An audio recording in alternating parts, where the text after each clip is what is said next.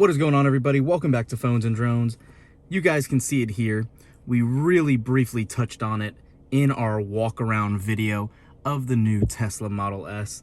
And I want to go ahead and do a little deeper dive into what we have here of software 10.2. So there's a lot to be said and a lot of delay about what's going on with version 11. Back in December, there was speculation about a software update coming out, and in somewhat of a quicker fashion, we assumed that there would be V11. This is the longest Teslas went in recent memory where they have not actually unveiled a new full version software update. Again, i.e. 9, 10, and now 11. So having said that, there is a lot of discussion here about this being somewhat of a stopgap software version, and I really truly still believe that to be the case. So what I mean by that is a lot of these controls and user interface options just don't feel polished and fine-tuned like you would normally find. So you can see you can't select anywhere you want to drag around some of these widgets. There's more of specific options on what to do in order to rearrange these. It's very intuitive and it's well thought out of what would be done or what should be done in order to let the driver and passenger see what they want or control what they want with these adjustable widgets and all of these options here. But there's been numerous times where I've went in, rearranged some of these widgets, and the next time I sat in the car, whether it was my wife or myself, we would actually have a whole different icon tray than what we saved prior. Just something to keep in mind. By no means is it bad. It works well enough to get you on your everyday, but these are the little details that are currently being missed. But they will be implemented better, obviously, in subsequent software updates. So beyond all that as well, here is what the new interface looks like. Let me swipe away the home link. You do have all of your controls in a much more organized pattern here. It's definitely quite stark contrast over what I have in my Model 3 currently. I really do like this. I think it's a little cleaner and easier to look at. But first things first, let's go back from your main screen. And if you were just sitting on the car, this is what you'd see, this monster navigation display. You would swipe in from the left like you saw, and we'd be able to open our quick controls for lock, front, trunk, your charging port. If you were driving, you could raise your suspension, the glove box, folding mirrors, and turning the car in neutral. Aside from this neutral button, since there are no gear stalks anymore, you would have to either use this button or the buttons below the charging pads that a lot of people have, again, kind of complained about being very finicky. So you have your wipers, making sure they're on or off, your window lock, your brightness display of your screen, controlling your mirrors and steering wheel so you can make sure they are comparable for what looks good for you guys for safety. You have your camera, Sentry mode, and recording. Now, another call out for this software is that, unless I'm missing it, and please comment down below, there is no option here to review Sentry dash cam footage on the display like there is on the other software updates. I could be missing it. I am unable to find it. So please, if you guys see it, you used to be able to kind of click on the Sentry mode icon and it'll load right up. That is not the case anymore on V10.2 currently. Aside from that, you have your pedals and steering. This is a long range version, so you can see we have chill, sport, and insane mode. Yes, you're still getting drag strip mode, and it will tell you how to launch if you're not familiar with that. It's pretty simple, but for those of you not familiar with it, you can look at that right here as well and learn how to launch. You do have your steering modes for comfort, standard, or sport. And this is one of the more interesting aspects of the new Model S and X when they are released. It's auto shift at a park. It's in beta. I've had zero issues, honestly, with it.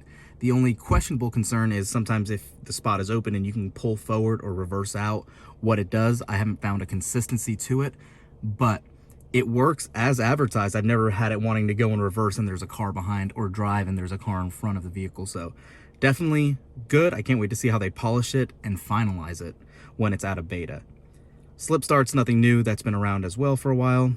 Here you are with the air suspension. You have your options for comfort, auto, sport, or advanced adaptive suspension dampening. and you can finalize it and fine tune it down here below.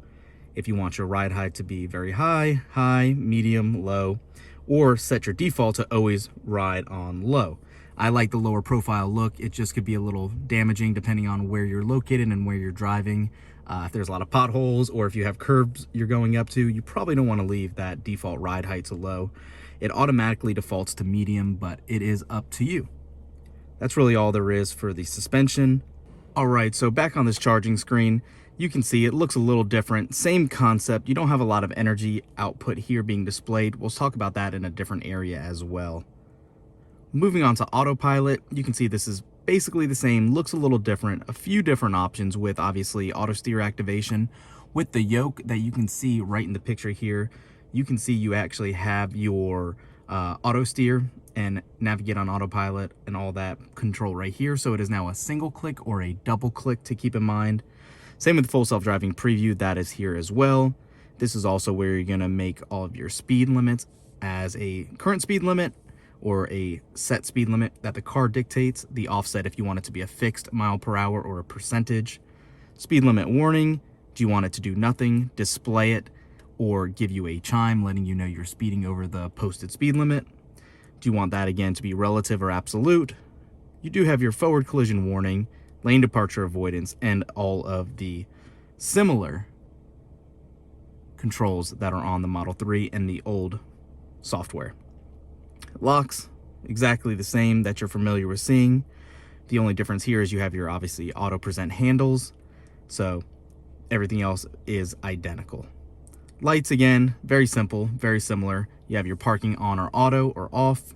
Do you want your fog lights on or off as well? Your dome lights, ambient lights, auto high beam, and headlights after exit.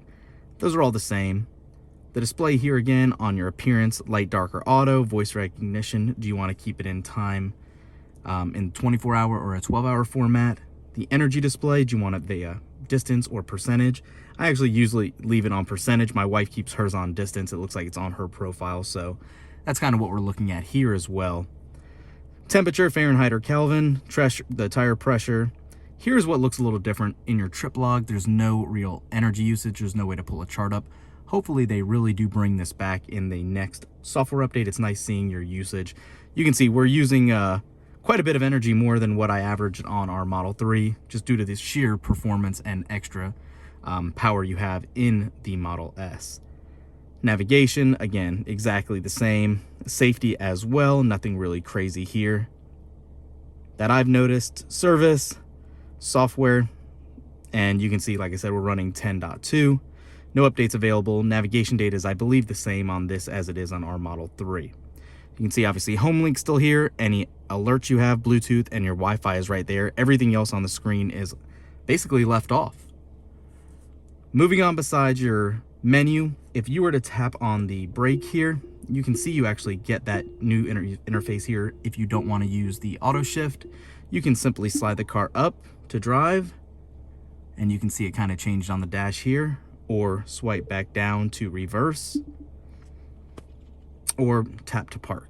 Now, with the auto shift enabled, once you press the brake and tap on the gas when your seatbelt is fastened, it does all that for you. It'll automatically park as well when you unbuckle your seatbelt. So neat thing just to keep in mind as well. You can see how all these little cards kind of popped up. You can just swipe up and down to get rid of them. And we kind of looked at this as well. You have your music interface here. Looks, again, totally different from what it did in the past. You can obviously leave it on a portion of the display like this, keep it down to a little widget size, or when it's expanded, move it around like we were doing earlier as well. One tips and tricks for you: if you drag from the top, as you can see here, it is much easier to move around than pulling from other locations in that piece of the screen. So beyond that, you obviously have your phone call, you have your Bluetooth setting. That's what I actually have organized this deck to have. You have your streaming controls, Sentry mode, and here's where you have your expanded out options to customize. It actually tells you hold the icons to customize. So if, say for instance, you were big on Spotify, you would be able to hold Spotify and drag it right into your apps. If you don't like it, you can delete it and it went right back. Pretty neat little option. Again, very customizable and nice. Same concept with theater. If you use it a lot, just add it to your dock and you're good to go. Let it sit, close it out, and there you are. This area of the screen actually gives you recent apps, so if there's nothing else there or you have too many icons here, it will leave this with only one option to display. You do obviously have your volume controls over here as well. You can see the AC control for this side is on, and if I wanted to have the passenger, if I had somebody else in the car, you could actually go ahead and click on the arrow pointing left and right, and this will give them their own control of their AC and switch obviously over from all of that. So what I mean by the AC control, let's go ahead and say I have a passenger in. This does have dual climate control, so you can have the passenger with their own. So yes, like I said, driver own controls, passenger's own controls, and actually there is a tri-zone. The rear passengers do have their own temperature controls as well. In here, you can see it's very comparable to what it's looked like in the past. Obviously not on the S so much, but you do have those grates to control where the fan is blowing. You can actually split it with 2 fingers and have 2 different air vents, or combine it back down and have just one flowing vent here. Your heating and cooled seats, obviously, you can see I usually do leave it on auto. It is not right now, but this will have your 3 strips of cooling bacon instead of red bacon to indicate it is chilling the seats. The yoke does have a heater, your windshield wipers, and obviously the same on the right hand side for your passengers. And you do have your keep mode for AC, you do have your dog mode and camping mode as well. Another thing included, you do have that biohazard mode if you wanted for that filtration. You can schedule your AC, it's all done obviously right in the app pretty seamlessly. One other thing I do want to show you really quick since I touched on it, and then we'll end this. This ran a little more than I wanted to, but let's go ahead and shift the camera over for you. What'll happen is when you actually go ahead and put your seatbelt on like I was showing you for auto shift, once you do that, it shows you tap to activate drive. You can simply touch the brake and it says press forward to drive. It recognizes the garage behind, and that's all I'll need to do. I don't even need to do those swiping actions like I was telling you about earlier. Same concept, it'll automatically park if I take the seatbelt off, and you can see the park and all that went away because it knows it is back into the proper gear. So let me know what you guys think. What else do you guys want to see in a future video on the new Model S? I'm happy to do it. Comment down below. I'll throw up that referral code as well for you guys. Please make sure you use it. You'll get 1,000 free supercharging miles as well as we would. And thanks for watching. We'll catch you in the next one. Peace.